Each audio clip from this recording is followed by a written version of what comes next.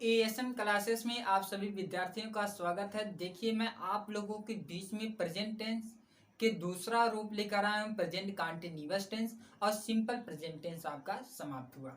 तो चलिए, बने रहिए आप हमारे यूट्यूब चैनल पर। इससे पहले अगर मेरे यूट्यूब चैनल पर आप नए हैं तो चैनल को सब्सक्राइब कर लीजिए, बेल आइकन दबाना ना भूलें ताकि मेरी नोटिफिकेशन आपको मिलती रहे। तो चलिए देखते हैं। देखिए, प्रेजेंट कंटीन्यूअस टेंस क्या होते हैं। सबसे पहले ये जान लेते हैं कि प्रेजेंट कंटीन्यूअस टेंस होते क्या हैं। तो क्योंकि अगर कोई भी चीज़ हम जब किसी से क्वेश्चन करते हैं तो माइंड क्या करता है, दौड़ने लगता है और ये सोचता है कि अधिक से अधिक अच्छे से अच्छा जवाब दे सकूं, और हजारों जवाब ला के रख देता है। तो कहने का अभिप्राय ये है प्रेजेंट कंटीन्यूअस टेंस। अब देखिए, इसकी कोई पहचान होगी जिस प्रकार हम लोगों की पहचान होती है, क्योंकि कहीं जाते तो बिना पहचान के तो जाते नहीं है। अगर जाएंगे तो वहाँ तो पहचान बनेगी ही। ऐसा नहीं कि जहाँ नहीं जाएंगे तो वहाँ तो पहचान नहीं बनेगी। तो कहने का अभिप्राय ये है प्रेजेंट कंटीन्यूअस टेंस की पहचान क्या होती है। इससे पहले आप जानते हैं सिंपल प्रेजेंट टेंस की क्या पहचान होती है। उनके वाक्यों के अंत में ता है, ती है, ते है, ता हूँ, ते हो आदि शब्द पाए जाते हैं। और सिंपल प्रेजेंट टेंस के वाक्यों में काम का करना या होना वर्तमान काल में पाया जाता था। लेकिन अब हम चलेंगे प्रेजेंट कंटीन्यूअस टेंस की बात करेंगे। देखो, प्रेजेंट कंटीन्यूअस टेंस होते क्या है, इसकी पहचान क्या होती है। जो प्रेजेंट कंटीन्यूअस टेंस होते हैं, प्रेजेंट कंटीन्यूअस टेंस के वाक्यों में काम का जारी रहना पाया जाता है। मतलब इसमें काम का चलता, निरंतर चलता रहना पाया जाता है। जैसे इस समय देखो, हवा चल रही, निरंतर बहती रहती है, उसी प्रकार कहा रहा है कि जो आपके प्रेजेंट कंटीन्यूअस टेंस होते हैं इसमें काम का जारी रहना पाया जाता है। तो यहाँ तक समझ में आ गया होगा। अब देखिए, इसकी पहचान क्या होती है। तो जो प्रेजेंट कंटीन्यूअस टेंस होते हैं, प्रेजेंट कंटीन्यूअस टेंस के वाक्यों के अंत में रहा है, रही है, रहे हैं, रहा हूं, रहे हो आदि शब्द पाए जाते हैं। कहाँ पाए जाते हैं? वाक्य के अंत में। तो देखिए, ये कॉमनली चीज है। जितने भी टेंस पढ़ेंगे उसमें जरूर हम अफर्मेटिव सेंटेंस पढ़ेंगे, निगेटिव सेंटेंस पढ़ेंगे, इंट्रोगेटिव सेंटेंस पढ़ेंगे, इंट्रोगेटिव निगेटिव सेंटेंस पढ़ेंगे। तो लेकिन सबसे पहले कौन सा सेंटेंस पढ़ते हैं? Affirmative sentence. और देखिए, इसका कोई सूत्र होगा अफर्मेटिव सेंटेंस में। प्रेजेंट कंटीन्यूअस टेंस का सूत्र क्या बनता है? तो यहाँ देखिए, सूत्र क्या है? सब्जेक्ट। मतलब जब आपका अफर्मेटिव सेंटेंस रहता है तो हमें सबसे पहले सब्जेक्ट लिखना रहता है। और सब्जेक्ट आपके कौन कौन है? He, she, it, name, I, we, you, they. यही आपके सब्जेक्ट मिलेंगे। जब भी मिलेंगे तो आपके वाक्य में क्या मिलेंगे? यही सब सब्जेक्ट मिलेंगे। कौन कौन? He, she, it, name, I, we, you, they. ठीक। और उसके बाद जैसे ही सब्जेक्ट आप लिखते हैं तुरंत आपको इज, आर, एम लगाना रहेगा। देखिए, यहाँ आप देख सकते हैं इज, आर, एम। मतलब सब्जेक्ट के बाद हमें क्या लिखना रहेगा? Is, are, am. और जैसे ही इज, आर, एम लिखते हैं तुरंत मेन वर्ब की फर्स्ट फॉर्म, और मेन वर्ब की फर्स्ट फॉर्म में आपको आईएनजी लगाना रहेगा और उसके बाद ऑब्जेक्ट लिखना होगा। तो समझ में आ गया होगा। और यहाँ देखिए, पहचान क्या लिखी गई है प्रेजेंट कंटीन्यूअस टेंस की। प्रेजेंट कंटीन्यूअस टेंस की पहचान क्या होती है कि प्रेजेंट कंटीन्यूअस टेंस के वाक्यों में काम का जारी रहना वर्तमान काल में पाया जाता है। यहाँ आपका क्या रहेगा? वर्तमान काल में पाया जाता है। और वाक्यों के अंत में रहा है, रही है, रहे हैं, रहा हूं, रहे हो आदि शब्द पाए जाते हैं। तो यहाँ देखिए, जैसे ये आपकी अफर्मेटिव सेंटेंस है, और अफर्मेटिव सेंटेंस की पहचान क्या होती है? वाक्य के अंत में पूर्ण विराम और वाक्य में कहीं नहीं नहीं होता है। तो ये देखिए, जो नहीं लिखा है कहीं इस वाक्य में दिख रहा है? नहीं दिख रहा है। जब वाक्य में कहीं नहीं नहीं दिखे और वाक्य के अंत में पूर्ण विराम रहे तो वो आपका अफर्मेटिव सेंटेंस। समझ में आ गया होगा। जब वाक्य के अंत में पूर्ण विराम रहे और वाक्य में कहीं नहीं ना रहे तो वो आपका क्या होता है? अफर्मेटिव सेंटेंस होता है। तो समझ में आ गया होगा। तो यहाँ देखते हैं, इसका अनुवाद करते हैं। क्योंकि ये लिखा गया वैसे थोड़े देखने के लिए लिखा गया कि देखनी है बस, लेकिन हम यहाँ कुछ सीखना है, समझना है। ठीक है। तो यहाँ देखिए, सबसे पहले हम वाक्य को पढ़ेंगे। क्या है? वह एक पत्र लिख रहा है। तो अब वाक्य को पढ़ने से स्पष्ट कुछ भाव निकल रहा है। तो यहाँ देखिए, जब भी आपके प्रेजेंट टेंस होंगे तो प्रेजेंट टेंस के वाक्यों के अंत में जरूर है, हो, हूं जरूर रहेगा। तो यहाँ देखिए, क्या वाक्य के अंत में है? हाँ है। तो इसका मतलब वो प्रेजेंट टेंस है। तो प्रेजेंट टेंस में लेकिन कौन सा? अब जब भी आपके है, हो, हूं से पहले रहा रहे, क्या रहे? रहा रहे, रही रहे, रहे रहें, वो आपका क्या होता है, कंटिन्यूअस होता है। तो यहाँ आप देख रहे हैं, से पहले रहा, रही, रहे, कुछ इसमें से क्या है, रहा दिया है, तो इसका मतलब ये प्रेजेंट कंटिन्यूअस टेंस। समझ में आ गया होगा। दूसरी पहचान क्या होती है, आप जानते हैं प्रेजेंट कंटिन्यूअस टेंस की पहचान होती है कि वाक्यों के अंत में रहा है, रही है, रहे हैं, रहा हूं, रहे हो आदि शब्द पाए जाते हैं। तो यहाँ देखिए वाक्य के अंत में क्या पाया गया, रहा है पाया गया, तो इसका मतलब ये आपका कौन सा टेंस है, प्रेजेंट कंटिन्यूअस टेंस है। समझ में आ गया होगा। समझ में आ रहा है तो लाइक कीजिए, अधिक से अधिक शेयर कीजिए, अपने यार दोस्तों से बताइए और उनसे कहिए चैनल को सब्सक्राइब करें। ठीक, तो यहाँ देखते हैं, अब ये पता चल गया कि ये कौन सा टेंस है, प्रेजेंट कंटिन्यूअस टेंस, क्योंकि वाक्य के अंत में रहा है। अब प्रेजेंट कंटिन्यूअस टेंस में आप देखना है ये आपका कौन सा सेंटेंस है। तो जब भी आपके वाक्य के अंत में कोई विराम रहे और वाक्य में कहीं नहीं रहे, वो आपका अफर्मेटिव सेंटेंस होता है। तो पता चल गया कि ये आपका प्रेजेंट कंटिन्यूअस टेंस है और प्रेजेंट कंटिन्यूअस टेंस में ये आपका अफर्मेटिव सेंटेंस है। समझ में आ गया होगा।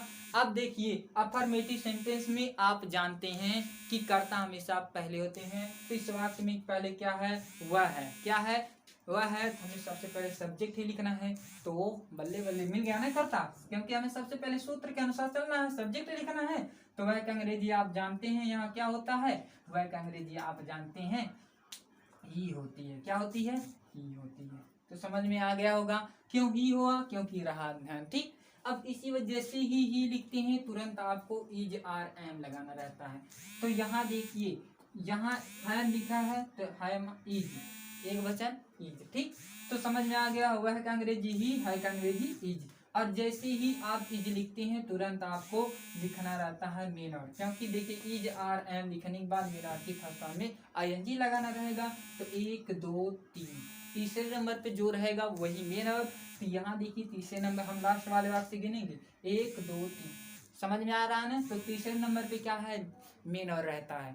तो यहाँ देखिए तीसरे नंबर पे लिख आया, लेकिन हमें ना उसमें जोड़ना है, लिखना हो जाएगा। और लिखना का अंग्रेजी क्या होती है, राइट होती है। क्या होती है, राइट। और राइट में क्या लगाएंगे, आईएनजी लगाएंगे। तो क्या हो जाएगा, राइटिंग। अब बचा क्या, एक पत्र बचा है, एक का अंग्रेजी, एक पत्र का अंग्रेजी लेटर।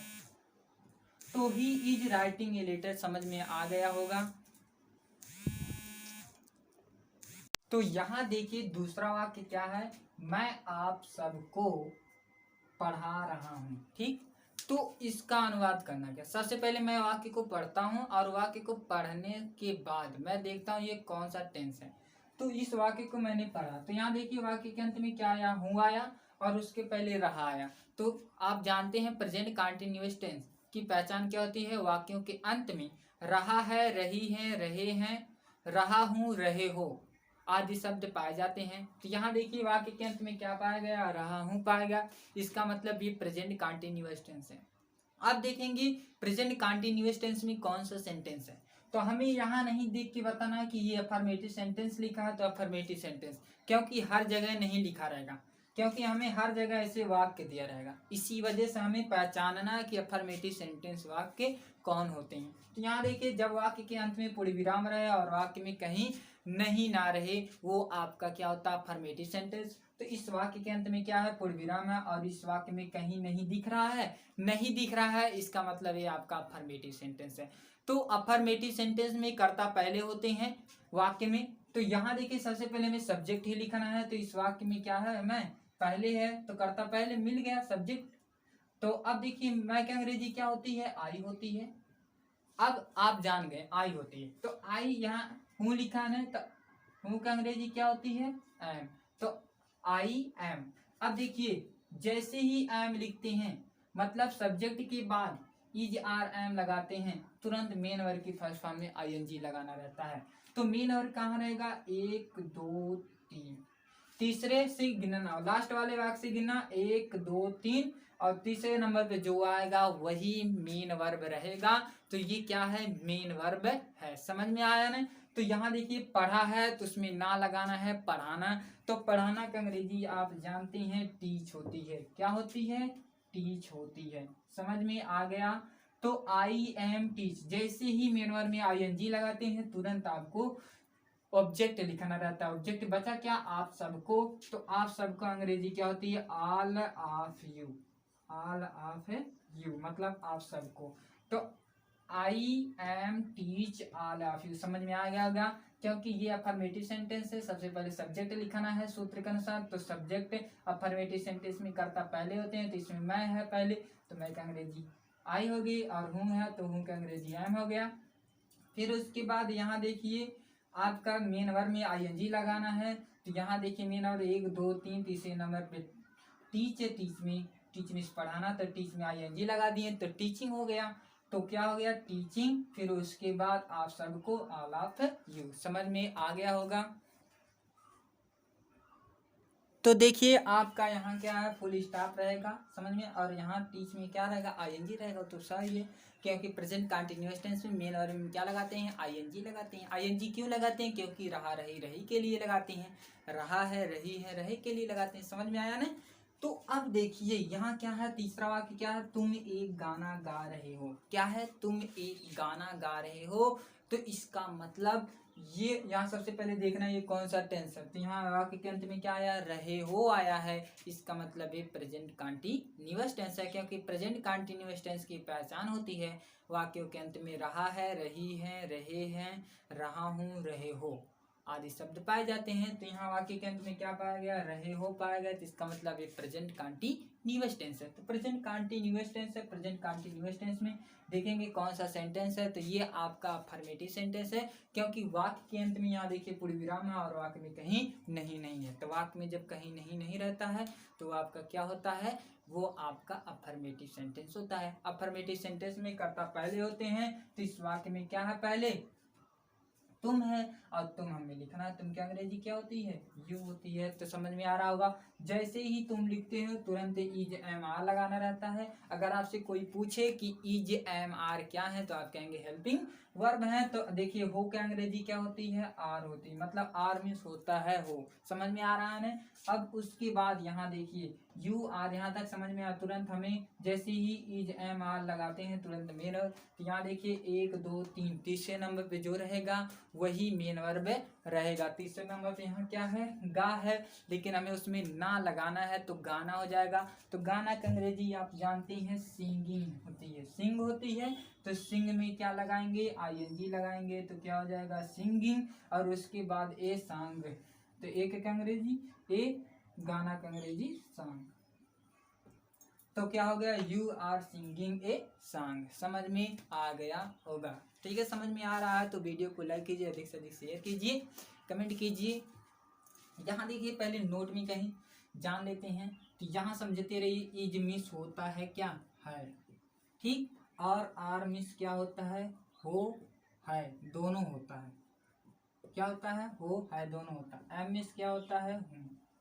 तो समझ में आ गया होगा, मतलब हम इज किसके साथ लगाएंगे, देखिए इज हम ही सी इट नेम के साथ लगाएंगे, और हो है कहाँ लगाएंगे, यू के साथ लगाएंगे, वी के साथ लगाएंगे, दे के साथ लगाएंगे, मतलब आर, समझ में आ रहा है ना। एम किसके साथ लगाएंगे, आई के साथ, और अन्य लोगों के साथ भी लगा सकते हैं जब बहुत बहुवचन रहता है करता, समझ में आया ना। तो इतना जानते रहिए, इज मिस होता है किसके साथ लगेगा, ही के साथ लगेगा, सी के साथ लगेगा, इट के साथ लगेगा, नेम के साथ लगेगा, और आपका आर किसके, आर मिस क्या होता है, वो होता है, हो है होता दोनों, तो इसका प्रयोग कहाँ होगा, यू के साथ होगा, वी के साथ होगा, और बहुवचन कर्ता के साथ होगा, दे के साथ होगा, और एम का प्रयोग, एम मिस क्या होता हूँ, और हूँ मतलब एम का प्रयोग किसके साथ होगा, तो आई के साथ होगा, समझ में आ गया होगा। तो इसका स्क्रीनशॉट ले लीजिए।